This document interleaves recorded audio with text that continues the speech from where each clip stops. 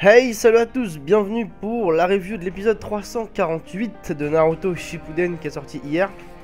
Alors, je vais vous parler tout d'abord de cette chaîne donc secondaire, parce qu'en ce moment il y a un petit litige, on va dire. Alors je vais vous faire part de tout ça.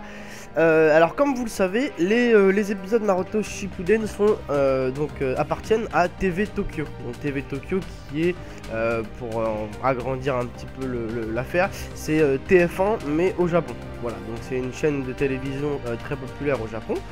Et Naruto Shippuden leur appartient. Donc le problème c'est que lorsque quiconque utilise des passages d'animé ou des choses qui viennent de TV Tokyo, sur YouTube en tout cas, peuvent donc se voir attribuer un strike. Pour ceux qui savent ce que c'est qu'un strike, c'est un avertissement, et au bout de 3 avertissements, la chaîne est supprimée. Alors, en ce moment, j'ai reçu des strikes en fait à ce sujet-là, avec TV Tokyo. Et ce qui fait que j'ai dû rentrer en négociation, enfin, pas moi personnellement, mais l'équipe qui s'occupe de ma chaîne a dû rentrer en négociation donc avec TV Tokyo pour essayer d'avoir entre guillemets les droits, l'autorisation du moins officielle de poster des vidéos en rapport avec les épisodes de Shippuden. Le problème c'est que pour l'instant je crois que personne n'a encore réussi à avoir ces droits.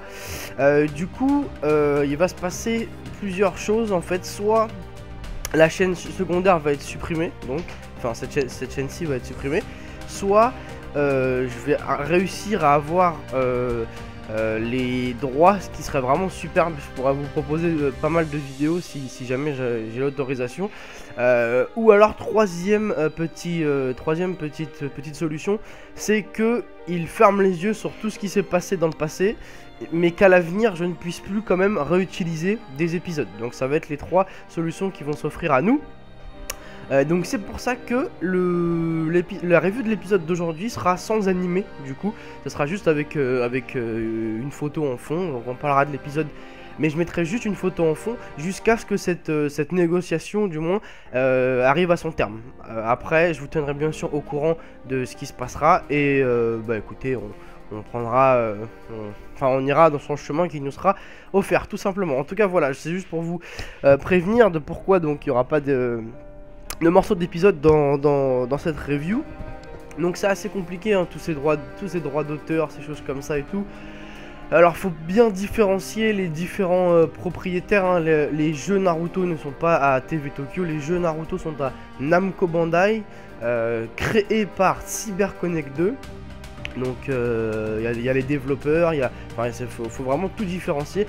Et TV Tokyo, donc c'est ceux qui ont acheté les épisodes Naruto Shippuden, donc à Masashi Kishimoto, qui lui ont acheté et qui donc ont tous les droits d'en faire un petit peu entre guillemets ce qu'ils veulent. Voilà, donc là c'est compliqué puisque Namco Bandai a une section en France. Donc si jamais j'avais un problème par exemple avec Namco Bandai, je pourrais facilement donc trouver un représentant en France ou en Belgique ou n'importe où pour en discuter. Là le problème c'est que TV Tokyo n'est qu'au Japon. Donc évidemment ils parlent japonais là-bas.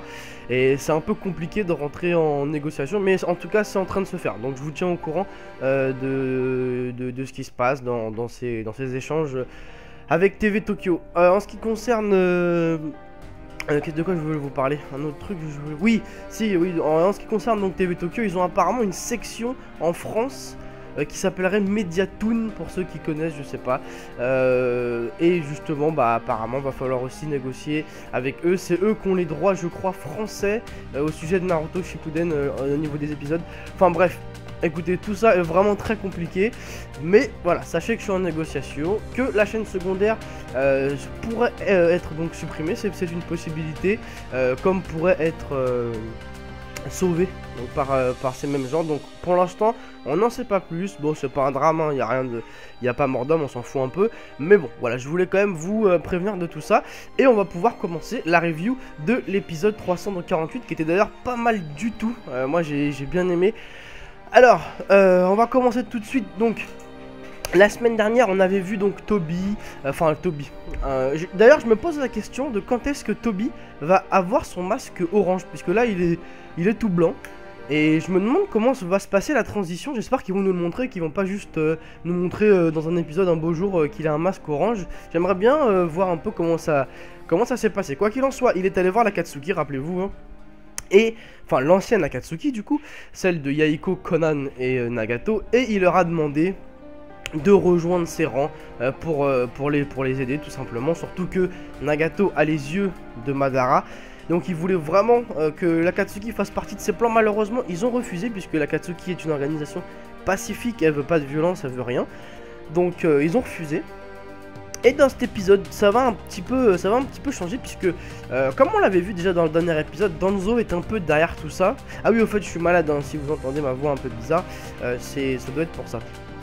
Bref, donc on voyait Danzo un petit peu derrière, enfin toujours dans le feutré, lui, à faire des plans à droite, à gauche. Alors Danzo, déjà que je l'aimais pas beaucoup de base, plus le manga arrive, enfin plus le manga avance, excusez-moi, et plus je l'aime pas, en fait, voilà, tout simplement, plus je l'aime pas.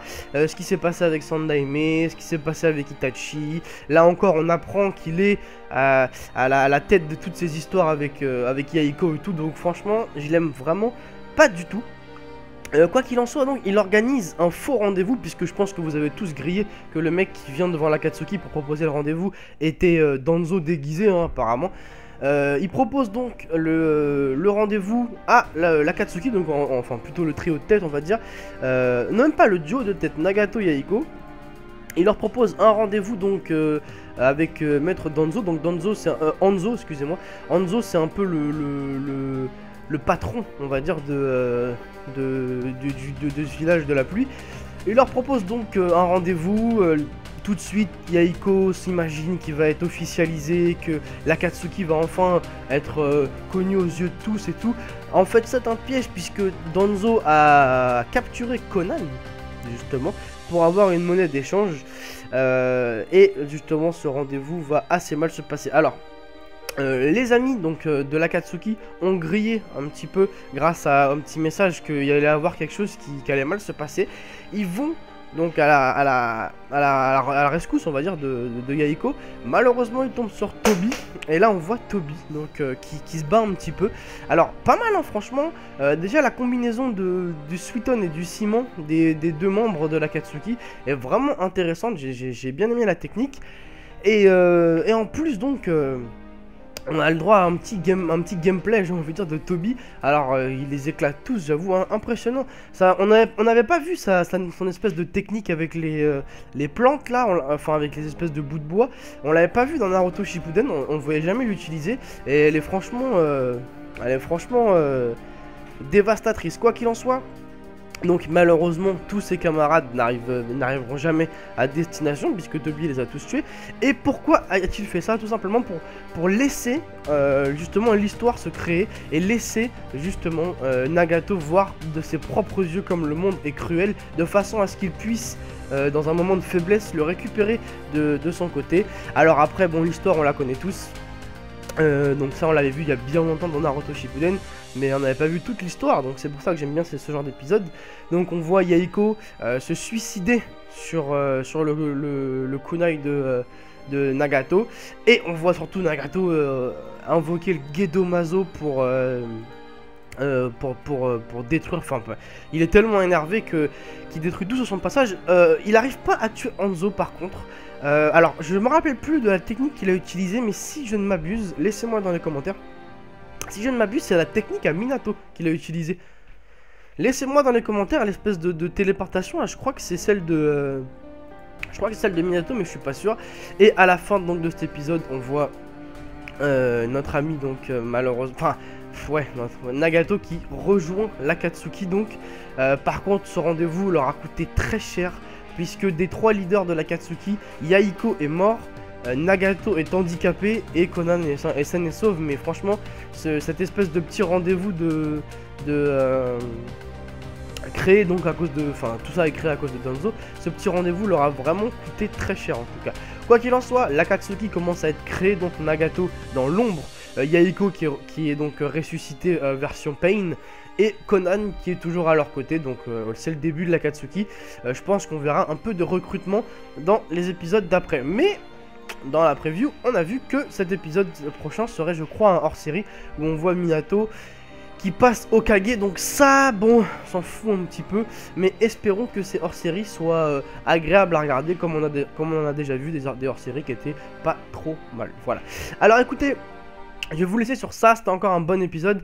Bien sûr, je vous tiens au courant dès la semaine prochaine pour tout ce qui se passe avec la chaîne secondaire et TV Tokyo. Et bah écoutez, je vous souhaite un bon week-end à tous et on se retrouve la semaine prochaine. Salut à tous, ciao.